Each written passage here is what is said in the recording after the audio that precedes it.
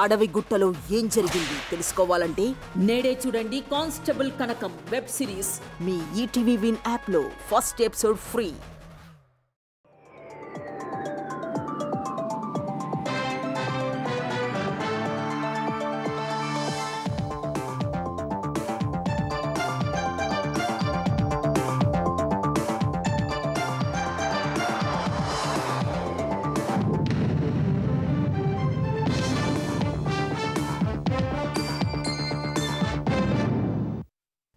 నమస్కారం, ETV news కి స్వాగతం. ఈనాటి ముఖ్యాంశాలు.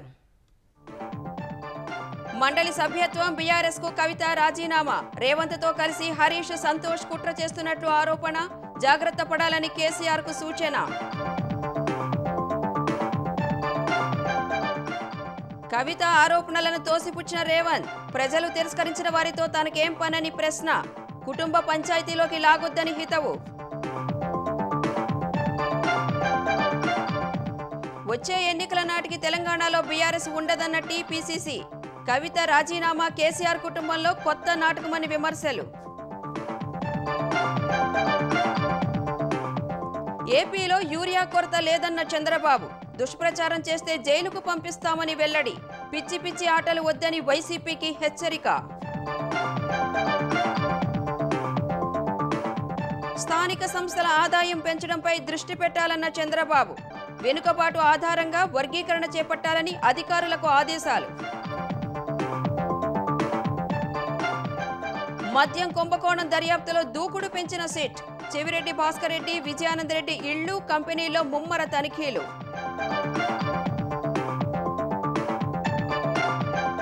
నక్సల్స్ ను నిర్మూలించే వరకు విశ్రమించబోమన్న Amit Shah. Operation Black Forest ను విజయవంతం చేసిన బలగాలకు సత్కారం.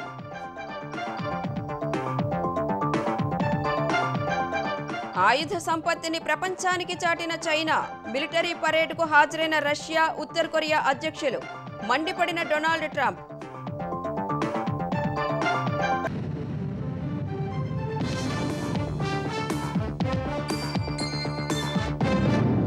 కేసీఆర్ కుటుంబాన్ని విచ్ఛిన్నం చేసి బీఆర్ఎస్ పార్టీని హస్తగతం చేసుకునేందుకు కుట్రలు జరుగుతున్నాయని కల్వకుంట్ల కవిత ఆరోపించారు. అందులో భాగంగానే తనను పార్టీ నుంచి బయటకు పంపారని ఆమె చెప్పారు. హరీష్ రావు, సంతోష్ రావుపై మరోమారు కవిత తీవ్ర ఆరోపణలు చేశారు. రేవంత్ రెడ్డికి హరీష్ రావు లొంగిపోయారని దుయ్యబట్టారు. పార్టీ వ్యతిరేక కార్యకలాపాలకు పాల్పడుతున్నారని బీఆర్ఎస్ నుంచి సస్పెన్షన్ కు గురైన కవిత కీలక నిర్ణయం ప్రకటించారు. శాసనమండలి సభ్యత్వంతో పాటు బీఆర్ఎస్ పార్టీ ప్రాథమిక సభ్యత్వానికి రాజీనామా చేస్తున్నట్లు తెలిపారు. బీఆర్ఎస్ జెండా కప్పుకుని ప్రజా సమస్యలపై పోరాటం చేసినట్లు చెప్పిన కవిత, కేసీఆర్ స్ఫూర్తితోనే సామాజిక తెలంగాణ గురించి మాట్లాడానని చెప్పారు. తాను చేసిన పనులు పార్టీ వ్యతిరేక కార్యకలాపాలు ఎలా అవుతాయని ఆమె ప్రశ్నించారు. హరీష్ రావు, సంతోష్ రావులపై మరోసారి తీవ్ర స్థాయిలో ఆరోపణలు చేశారు. వారితో జాగ్రత్తగా ఉండాలని కేటీఆర్ కు సూచించారు. ఇవాళ నాన్నకు సిబిఐ అనేటటువంటిది వచ్చిందంటే అది కేవలం హరీష్ రావు గారు, సంతోష్ రావు గారి అవినీతి వల్లనే వచ్చిందని మళ్ళొకసారి నేను గంటాపదంగా చెప్తున్నాను. ఇదే హరీష్ రావు గారు నేను పెద్ద ట్రబుల్ షూటర్ అంటారు. ట్రబుల్ షూటర్ కాదు, ఈజ్ బబుల్ షూటర్. ఆయన ఏంటంటే ట్రబుల్ ఆయనే క్రియేట్ చేస్తాడు, చేసి నేనే సాల్వ్ చేసినట్టు నటిస్తాడు. ఇక సంతోష్ రావు గారి గురించి 2 నిమిషాలు చెప్తాను. అంత పెద్ద సీనున్న మనిషి కాదు. కానీ రామన్న కాన్స్టిట్యున్సీ, కేటీఆర్ అన్న కాన్స్టిట్యున్సీ నేరెళ్లలో ఇసుకలారి గుద్ది ఒక దళిత బిడ్డ చనిపోతాడు. సరే, దాని మీద పాపం అక్కడ ఆ రోజు అందరు యాజిటేషన్ చేస్తే ఇక్కడ కూర్చుంటాడు సార్ దగ్గర సీఎంఓలకి వెళ్ళి ఫోన్ చేసి అక్కడ ఉన్న పోలీసు వాళ్ళందరినీ ఒత్తిడి పెట్టి 7 దళిత బిడ్డల్ని కొట్టినరండి. ఎందుకు కూడా ఏ పని చేసుకోలేనటువంటి పరిస్థితులలో ఆ దళిత బిడ్డలు ఉన్నారు. అది మొత్తం రాజకీయంగా బ్లేమ్ అంతా రామన్న మీదకి వచ్చింది. సీఎం రేవంత్ రెడ్డితో హరీష్ రావు కుమ్మక్కయ్యారని కవిత ఆరోపించారు. అందుకే కేసీఆర్, కేటీఆర్లపై మాత్రమే కేసులు పెడుతున్నారని చెప్పారు. హరీష్ రావు గారికి నేను సూటి ప్రశ్న వేస్తున్నా. ఈ రాష్ట్ర ముఖ్యమంత్రి రేవంత్ రెడ్డి గారు కూడా నేను సూటి ప్రశ్న వేస్తున్నా. ఎప్పుడైతే హరీష్ రావు గారు, రేవంత్ రెడ్డి గారు ఒకే ఫ్లైట్ లో హైదరాబాద్ నుండి ఢిల్లీకో, ఢిల్లీ నుండి హైదరాబాద్ లో ఒకే ఫ్లైట్ లో వాళ్ళిద్దరు ప్రయాణం చేసి వచ్చినప్పుడు హరీష్ రావు గారు రేవంత్ రెడ్డి గారు కాలు పట్టుకొని సరెండర్ అయినాక ఈ కుట్రలు స్టార్ట్ అయ్యాయి. నేను ఛాలెంజ్ చేస్తా ఉన్నా, రేవంత్ రెడ్డి గారు మీరు చెప్పండి, ఆ ప్రయాణం జరిగిందా జరగలేదా? హరీష్ రావు గారు మీరు చెప్పండి, ఒకే ఫ్లైట్ లో మీరు రేవంత్ రెడ్డి గారితో కలిసి వచ్చిండ్రా రాలేదా? ఆ తర్వాత నుండే నా మీద ఈ కుట్రలు జరుగుతున్నాయా లేదా?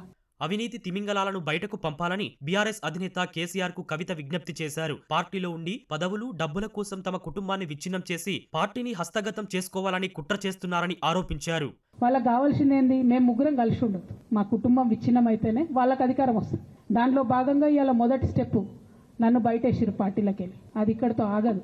దైవ సమానులు కేసీఆర్ గారిని విజ్ఞప్తి చేస్తా ఉన్నా, మీకు ఒక సూచన చేస్తా ఉన్నా. దయచేసి మీ చుట్టూ ఏం జరుగుతున్నదో ఒకసారి చూసుకోండి నాన్న. స్ట్రైట్ ఫార్వర్డ్గా ఇష్యూస్ మాట్లాడతా కాబట్టి నన్ను ఇలా బలి చేసిండ్రు, పర్వాలే. ఇదే ప్రమాదం రామన్నకు కూడా పొంచుంది, రేపటి నాడు ఇదే ప్రమాదం మీకు కూడా పొంచుంది. అల్టిమేట్గా బీఆర్ఎస్ పార్టీని హస్తగతం చేసుకోవడానికి జరుగుతున్నటువంటి కుట్రలో భాగంగానే ఇవాళ నన్ను ఎలిమినేట్ చేయడం జరిగింది.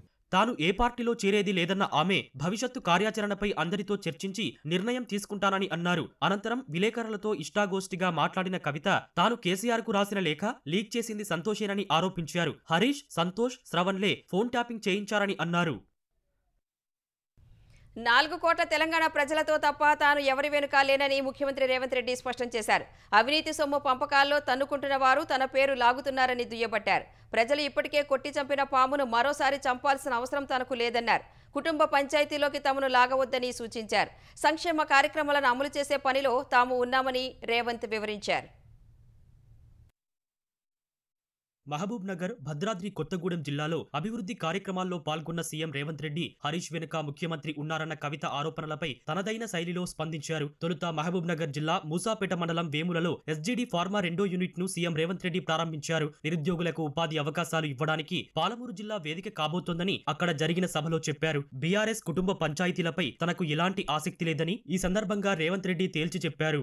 110 నెలల అధికారంలో ఉండి నెలకు 1000 కోట్లు తగ్గకుండా 1,00,000 కోట్ల పైన దోసుకున్న ఆయన పిల్లలు కత్తులతో పొడుచుకుంటారు. ఒకరొకరు పంపకాల తేడా వచ్చి ఏం సంతోషమైన తండ్రికి 1,00,000 కోట్లు సంపాదించిండు, ఫామ్ హౌజులు ఇచ్చిండు, బంగళాలు ఇచ్చిండు, రాసుకోనికే పేపర్ ఇచ్చిండు, చూపించుకోనికే టీవీ ఇచ్చిండు. కానీ వాళ్ళకు ప్రశాంతత కానీ ఆనందం ఇవ్వగలిగిండా?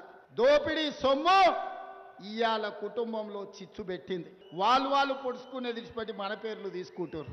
మేమేదో ఆన్లైన్ కాలు ఉన్నాం, మేమేదో ఈన్లైన్ కాలు ఉన్నామని 2023 డిసెంబర్లోనే ఆ కాల నాగును మీరు కట్టెతో కొట్టి చంపారు. ఇప్పుడు ఆ సచ్చిన పావును చంపాల్సిన అవసరం నాకుందా? తర్వాత భద్రాద్రి కొత్తగూడెం జిల్లా చంద్రగుండ మండలం బెండలపాడులో ఇందిరమ్మ ఇళ్లను ముఖ్యమంత్రి ప్రారంభించారు. లబ్ధిదారులతో కలిసి గృహప్రవేశాల్లో పాల్గొన్న సీఎం ఇళ్లను పరిశీలించారు. లబ్ధిదారులకు పట్టు వస్త్రాలు అందజేశారు. బెండాలపాడులో ఇందిరమ్మ ఇళ్ల పైలాన్ను ఆవిష్కరించి తర్వాత అక్కడ జరిగిన బహిరంగ సభలో పాల్గొన్నారు. ఇందిరమ్మ ఇళ్లలో ప్రవేశించిన పేదల కళ్లలో చూసిన సంతోషం తమకు ఎంతో తృప్తినిచ్చిందని రేవంత్ రెడ్డి చెప్పారు. అవినీతి సంపాదన తృప్తిని ఇవ్వదని, దానికోసం అక్క, అన్న, చెల్లి, బావ ఒకరినొకరు పొడుచుకుంటున్నారని ఎద్దేవా చేశారు. కుటుంబ పంచాయతీల్లోకి తమను లాగవద్దని, తమకు రేషన్ కార్డులు, ఇల్లు తదితర సంక్షేమ కార్యక్రమాలను అమలు చేసే పని ఉందని చెప్పారు. చేసిన పాపాలు ఎక్కడికి పోవు, వాళ్ళు అనుభవించి తీరాల్సిందే. వాళ్ళ కుటుంబాలు వాళ్ళు కత్తులతో పొడుచుకొని హరీష్ రావు, సంతోష్ రావు వెనకాల రేవంత్ రెడ్డి ఉన్నాడు అని ఒకరంటే, లేదు కల్వకుంట్ల కవిత గారు వెనకాల రేవంత్ రెడ్డి ఉన్నాడని. మీరంతా దిక్కుమాల్లో అని తెలంగాణ ప్రజలు బండకేసి కొడితే మీ వెనకాల ఎవడన్నా బుద్ధున్నోడు ఉంటాడా? అన్నం తినవాడు ఎవడన్నా మీతోను ఉంటాడా?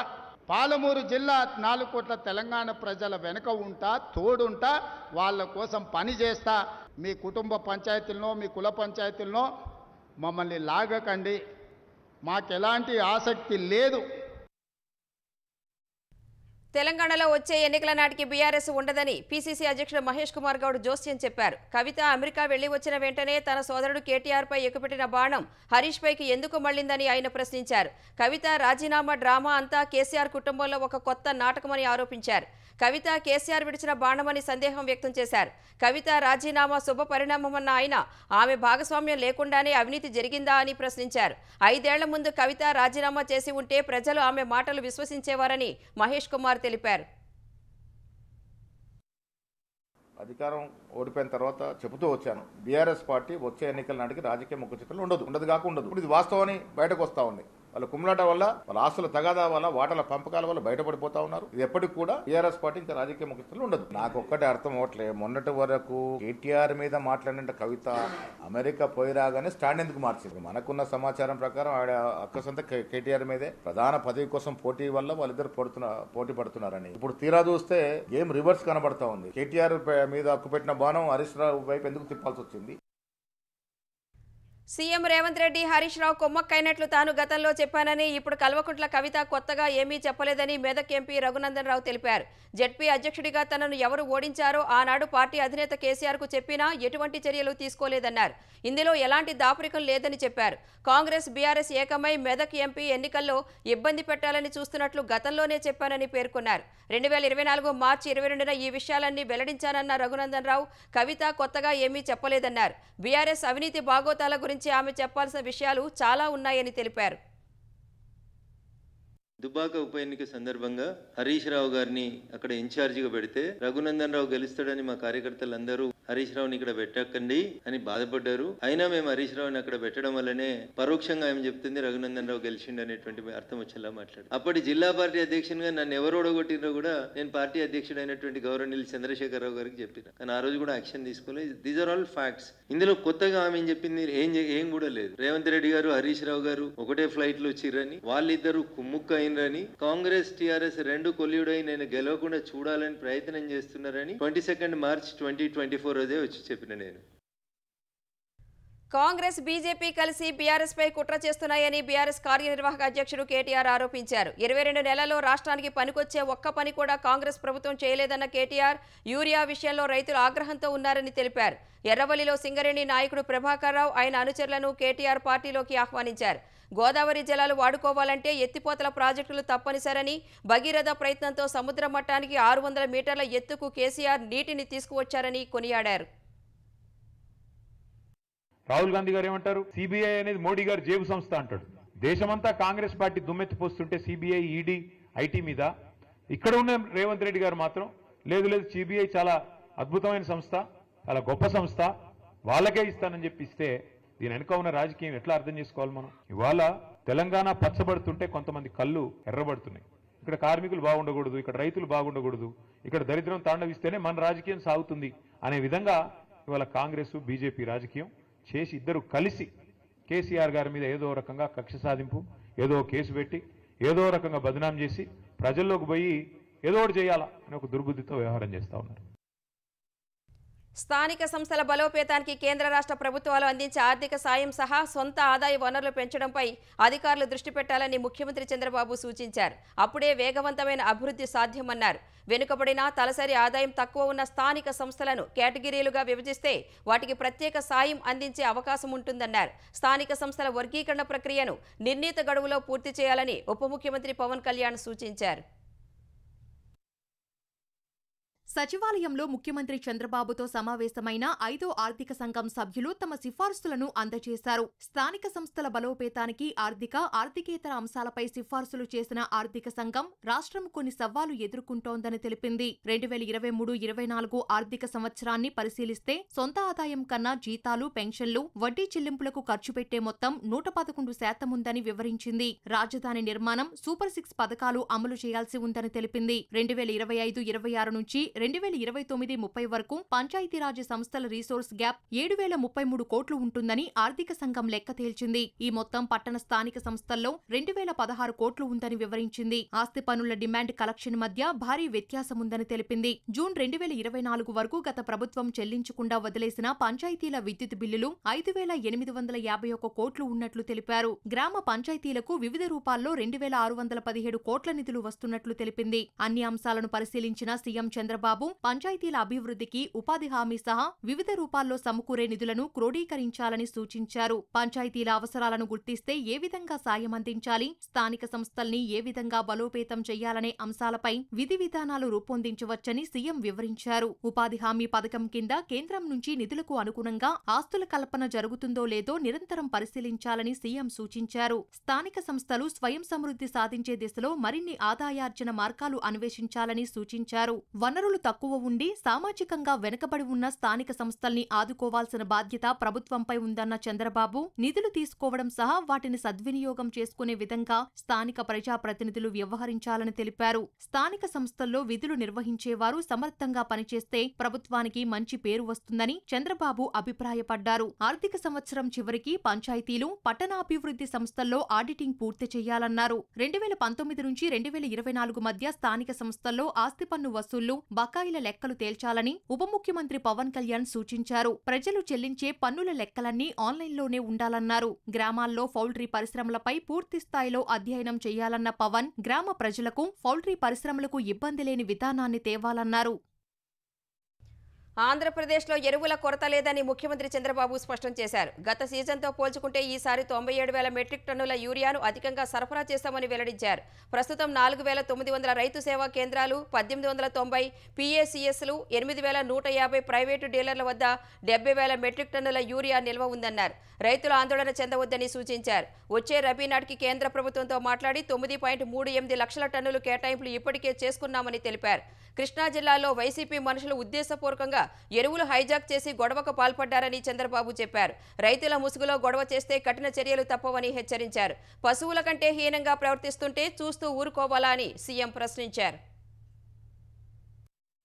ఎక్కడ కూడా పానిక్ రియాక్షన్ అవసరం లేదు. రైతుల ముసుగులో వైఎస్ఆర్ కాంగ్రెస్ పార్టీ కార్యకర్తలు వచ్చి రాజకీయం చేయాలంటే మాత్రం కబద్దార్ జాగ్రత్తగా ఉండండి. సోషల్ మీడియా ఉందని మీ ఇష్టానుసారంగా వాగితే మీ సమాధానం ఇవ్వాలన్నిటికీ ఈరోజు మా కలెక్టర్స్ అందరికీ ఆదేశాలు ఇచ్చా. ఏ ఒక్క రైతు మాకు ఎరువు లేదనకుండా చూసుకునే బాధ్యత మీది. అదే సమయంలో ఎక్కడన్నా కానీ ఎరువు లేదంటే నేనే అక్కడికి వెళ్తా. మా వాళ్ళ తప్పుంటే యాక్షన్ తీసుకుంటా. కావాలని ఇలాంటి న్యూస్ చేస్తే వాడిని తీసిపోయి బొక్కలో పెట్టి అక్కడి నుంచి పనిష్ చేస్తాం. ప్రాణత్యాగం చేసి కోట్లాది తెలుగు ప్రజలకు దారి చూపిన దీపం పొట్టి శ్రీరాములని ఆంధ్రప్రదేశ్ విద్యాశాఖ మంత్రి నారా లోకేష్ కొనియాడారు. అమరావతి ప్రాంతంలో తుళ్లూరు, పెదపర్మి మధ్య 58 అడుగుల పొట్టి శ్రీరాములు కాంస్య విగ్రహం, స్మృతివనం, ఇతర నిర్మాణాలకు ఆయన శంకుస్థాపన చేశారు. పొట్టి శ్రీరాములు త్యాగానికి గుర్తుగా 6.8 ఎకరాల విస్తీర్ణంలో ఈ నిర్మాణాలు చేపట్టనున్నారు. స్మృతివనం నిర్మాణానికి పొట్టి శ్రీరాములు మెమోరియల్ ట్రస్టుకు CRDA నుంచి పూర్తి సహాయ సహకారాలు ఉంటాయని పురపాలక శాఖ మంత్రి నారాయణ హామీ ఇచ్చారు. పొట్టి శ్రీరాములు ట్రస్టుకు మంత్రి టీజీ భరత్ ₹1,00,00,000 విరాళం ప్రకటించారు. ఏదైనా సాధించాలంటే పొట్టి శ్రీరాములను ఆదర్శంగా తీసుకోవాలని మంత్రి లోకేష్ సూచించారు. చిన్న విషయాలకే కుంగిపోయేవారు పొట్టి శ్రీరాముల జీవితం నుంచి స్ఫూర్తి పొందాలని హితవు పలికారు. మద్యం కుంభకోణం కేసుకు సంబంధించి సిట్ సోదాల్లో డొల్ల కంపెనీల వివరాలు బయటపడుతున్నాయి. రికార్డులో ఉన్న కంపెనీ పేరు ఒకటి, భౌతికంగా ఉన్న కార్యాలయం మరొకటి ఉన్నట్లు తెలుస్తోంది.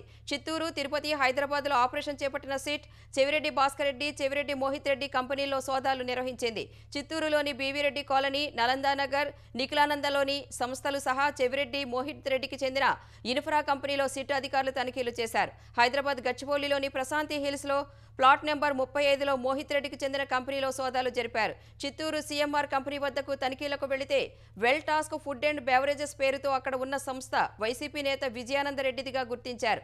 అక్కడ జరిపిన తనిఖీల్లో మోహిత్ రెడ్డి కంపెనీ, విజయానందరెడ్డి కంపెనీ వివరాలు బయటపడ్డాయి. హైదరాబాద్లో ప్రశాంతి హిల్స్లోని బీమ్ స్పేస్ కార్యాలయానికి వెళితే అక్కడ ఇషా ఇన్ఫ్రామ్ పేరుతో ఉన్న కంపెనీకి డైరెక్టర్లుగా సజ్జల భార్గవరెడ్డి, ప్రద్యుమ్న ఉన్నారు. ఎన్నికల సమయంలో 8 కోట్ల రూపాయలు పట్టుబడగా అవి తనవే అని ప్రద్యుమ్న చెప్పారు. జగన్ జమానాలో ఇసుక అక్రమ తవ్వకాలు జరిపినందుకు జాతీయ హరిత ట్రిబ్యునల్ NGT విధించిన 18 కోట్ల రూపాయల జరిమానాను 2 వారాల్లో డిపాజిట్ చేయాలని సుప్రీంకోర్టు ఆదేశించింది. ఈ మేరకు జేపీ వెంచర్స్కు NGT విధించిన జరిమానాపై గతంలో విధించిన స్టేను సుప్రీంకోర్టు ఎత్తివేసింది. గత ప్రభుత్వ హయాంలో జరిగిన అక్రమ ఇసుక తవ్వకాలపై మరోసారి న్యాయస్థానం విచారణ జరిపింది. ఈ అంశంలో న్యాయ పోరాటం చేస్తున్న దండా నాగేంద్ర కుమార్ తాజాగా దాఖలు చేసిన అఫిడవిట్ను పరిగణలోకి తీసుకుంది. నాగేంద్ర ఇచ్చిన అఫిడవిట్లో అంశాలను పరిశీలించి స్పష్టమైన అఫిడవిట్ను మళ్లీ దాఖలు చేయాలని ఆంధ్రప్రదేశ్ ప్రభుత్వాన్ని ఆదేశించింది. ఈ అంశాన్ని పర్యవేక్షించాలని కేంద్ర పర్యావరణ, అటవీ శాఖకు ఆదేశాలు జారీ చేసింది. ఇసుక అక్రమ తవ్వకందారుల నుంచి రికవరీ ఎంతవరకు వచ్చిందని ప్రశ్నించింది. వారిని కూడా ప్రతివాదులుగా చేరుస్తూ నోటీసులు జారీ చేసింది. జరిమానా చెల్లించకుండా హైకోర్టుకు వెళ్లిన అక్రమ ఇసుకదారులకు సంబంధించిన కేసును త్వరగా తేల్చాలని హైకోర్టుకు సుప్రీంకోర్టు సూచించింది. తదుపరి విచారణ 2 వారాలకు వాయిదా వేసింది. కాళేశ్వరంపై జస్టిస్ ఘోష్ కమిషన్ ప్రభుత్వానికి సమర్పించిన నివేదిక ఎలా వచ్చిందో చెప్పాలని మాజీ ప్రభుత్వ ప్రధాన కార్యదర్శి ఎస్కే జోషిని హైకోర్టు ప్రశ్నించింది. జస్టిస్ ఘోష్ కమిషన్ నివేదికను కొట్టివేయాలని ఎస్కే జోషి వేసిన పిటిషన్పై హైకోర్టు విచారణ జరిపింది. కమిషన్ సాక్షిగా పిలిచి అక్రమంగా ఇరికించిందని జోషి తరపున న్యాయవాది హైకోర్టుకు తెలిపారు. కమిషన్ నివేదిక మీ వద్ద ఉందా అని జోషి తరపు న్యాయవాదిని హైకోర్టు ప్రశ్నించింది. అసెంబ్లీలో ప్రవేశపెట్టారు కాబట్టి తమ వద్దకు వచ్చిందని జోషి న్యాయవాది వివరించారు. నివేదిక ఎమ్మెల్యేల దగ్గరే ఉండాలి కానీ మీ దగ్గరికి ఎలా వచ్చిందని ధర్మాసనం ప్రశ్నించింది. పబ్లిక్ డొమైన్ నుంచి డౌన్లోడ్ చేసుకున్నామని ఆయన చెప్పారు. నివేదికను పబ్లిక్ డొమైన్ ఆన్లైన్ నుంచి తొలగించాలని ఇదివరకే ఆదేశించాం కదా అని కోర్టు ప్రశ్నించింది. నివేదికను వెబ్సైట్లో అప్లోడ్ చేయలేదని ప్రభుత్వ న్యాయవాది తెలిపారు. ఎస్కే జోషికి ఎలాంటి నోటీసు ఇవ్వలేదని వివరించారు. కమిషన్ నివేదిక ఎలా వచ్చిందో అఫిడవిట్ దాఖలు చేయాలని ఎస్కే జోషి న్యాయవాదిని హైకోర్టు ఆదేశించింది. నివేదిక ఎక్కడెక్కడ అందుబాటులో ఉందో చెప్పాలని ప్రభుత్వాన్ని ఆదేశించింది. తదుపరి విచారణను బుధవారానికి వాయిదా వేసింది. జూరాల, సుంకేస్ల ప్రాజెక్టుల నుంచి వరద ప్రవాహం తగ్గడంతో శ్రీశైలం జలాశయం అన్ని గేట్లు మూసివేశారు. ప్రస్తుతం శ్రీశైలం ప్రాజెక్టుకు 1,47,485 క్యూసెక్కుల నీరు చేరుతోంది. 96,312 క్యూసెక్కుల నీటిని విడుదల చేస్తున్నారు. పోతిరెడ్డిపాడు హెడ్ రెగ్యులేటరీ నుంచి 30,000, ఎడమగట్టు విద్యుత్ కేంద్రం నుంచి 35,315 క్యూసెక్కులు, కుడిగట్టు విద్యుత్ కేంద్రం నుంచి 30,997 క్యూసెక్కులు విడుదల చేస్తున్నారు. శ్రీశైలం పూర్తిస్థాయి నీటి మట్టం 885 అడుగులు కాగా ప్రస్తుతం 882.40 అడుగులకు చేరింది. ప్రాజెక్టు పూర్తిస్థాయి నీటి నిల్వ సామర్థ్యం 215.80 టీఎంసీలు కాగా ప్రస్తుతం 201.12 టీఎంసీలుగా కొనసాగుతోంది. శ్రీశైలం నుంచి వచ్చే వరద తగ్గడంతో నాగార్జునసాగర్ జలాశయం క్రస్ట్ గేట్లు మూతపడ్డాయి. శ్రీశైలం నుంచి సాగర్కు 51,767 క్యూసెక్కులు వస్తోంది. ప్రధాన విద్యుత్ ఉత్పాదన కేంద్రం ద్వారా 33,413 క్యూసెక్కుల నీటిని వదులుతున్నారు. కుడి, ఎడమ వరద ఏఎంఆర్పి కలవలకు 18,354 క్యూసెక్కుల నీటిని విడుదల చేస్తున్నారు. సాగర్ పూర్తిస్థాయి నీటి మట్టం 590 అడుగులు కాగా ప్రస్తుతం 585.80 అడుగులుగా ఉంది. పూర్తిస్థాయి నీటి నిల్వ సామర్థ్యం 312.04 టీఎంసీలు కాగా 299.74 టీఎంసీలుగా ఉంది. చైనా తొలిసారి అధునాతన ఆయుధాలను ప్రపంచానికి పరిచయం చేసింది. జెట్ ఫైటర్లు, క్షిపణులు, యుద్ధానికి సంబంధించిన ఎలక్ట్రానిక్స్ ఉపకరణాలు ఉన్నాయి. ఈ ఆయుధాలు అమెరికా సైన్యంలో ఉండే ఆయుధాలతో సమానమని చైనా సైన్యం పీపుల్ లిబరేషన్ ఆర్మీ చెబుతోంది.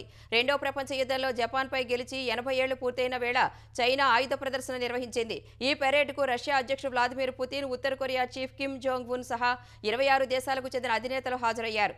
చైనా అధ్యక్షుడు జిన్పింగ్, ఆయన సతీమణి పెంగ్ లుయాన్ విదేశీ అతిథులకు స్వాగతం పలికారు. తియాన్మన్ స్క్వేర్ వద్ద జరుగుతున్న ఈ మిలిటరీ పరేడ్ను చూసేందుకు చైనీయులు పెద్ద సంఖ్యలో హాజరయ్యారు. ఈ ప్రదర్శనలో హైపర్సోనిక్ లేజర్, దీర్ఘశ్రేణి బ్యాలిస్టిక్ క్షిపణులు సహా కొత్త రకం DF-5C ఖండాంతర అణుక్షిపణులు ప్రత్యేక ఆకర్షణగా నిలిచాయి. ఈ క్షిపణి 20,000 కిలోమీటర్ల కంటే ఎక్కువ దూరంలోని లక్ష్యాలను అత్యంత ఖచ్చితత్వంతో ఛేదించగలదని చైనా అధికారిక మీడియా గ్లోబల్ టైమ్స్ పేర్కొంది.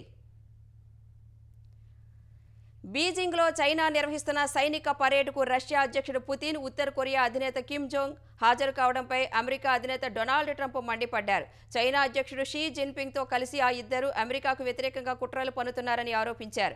రెండో ప్రపంచ యుద్ధంలో చైనా కోసం పోరాడిన అమెరికా సైనికుల త్యాగాలను గుర్తించాలని ట్రూత్ సోషల్లో ట్రంప్ ఓ పోస్టు పెట్టారు. నాటి పోరాటంలో ఎంతో మంది తమ సైనికులు ప్రాణాలు కోల్పోయినట్లు తెలిపారు. దేశంలో నక్సల్స్ను నిర్మూలించే వరకు కేంద్రంలోని ఎన్డీఏ ప్రభుత్వం విశ్రమించబోదని హోంమంత్రి అమిత్ షా స్పష్టం చేశారు. ఇప్పుడు నక్సల్స్కు పోలీసుల ఎదుట లొంగిపోయి ప్రాణాలు నిలుపుకోవడం లేదంటే భద్రతా బలగాలు చేతిలో హతమవడం అనే దారులే ఉన్నాయని తేల్చి చెప్పారు. ఆపరేషన్ బ్లాక్ ఫారెస్ట్ను విజయవంతం చేసిన సిఆర్పీఎఫ్, ఛత్తీస్గఢ్ పోలీసులు, కోబ్రా దళాలను హోంమంత్రి సత్కరించారు.